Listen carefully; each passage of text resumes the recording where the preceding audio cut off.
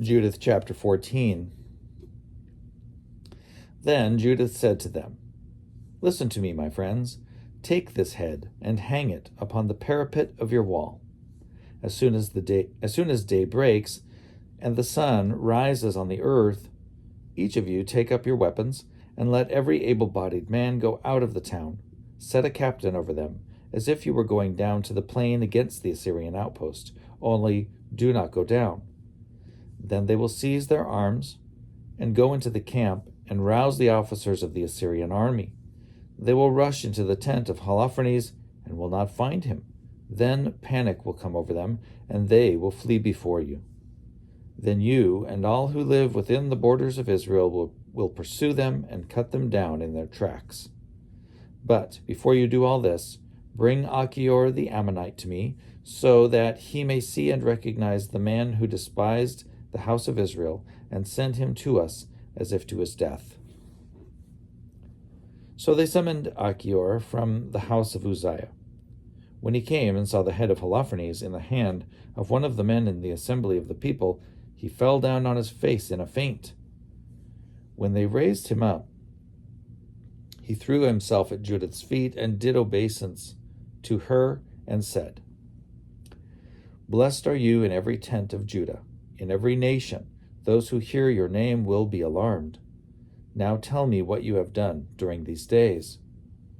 So Judith told him in the presence of the people all that she had done from the day she left until the moment she began speaking to them. When she had finished, the people raised a great shout and made a joyful noise in their town. When Achior saw all that the God of Israel had done, he believed firmly in God. So he was circumcised and joined the house of Israel, remaining so to this day.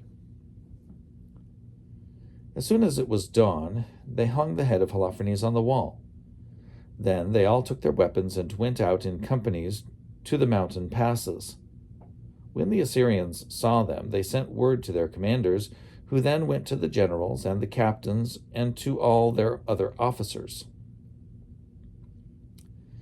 They came to Holofernes' tent and said to the steward in charge of all his personal affairs, "Wake up our lord, for the slaves have been so bold as to come down against us to give battle to their utter destruction."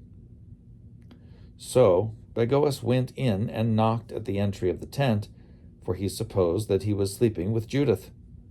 But when no one answered, he opened it and went into the bedchamber and found him dead, sprawled over the footstool, with his head missing. He cried out with a loud voice and wept and groaned and shouted and tore his clothes. Then he went to the tent where Judith had stayed, and when he did not find her, he rushed out to the people and shouted, "The slaves have foiled us. One Hebrew woman has brought disgrace on the house of King Nebuchadnezzar. Look, Holofernes is lying on the ground, and his head is missing." When the leaders of the Assyrian army heard this, they tore their tunics and were greatly dismayed, and their loud cries and shouts rose up throughout the camp.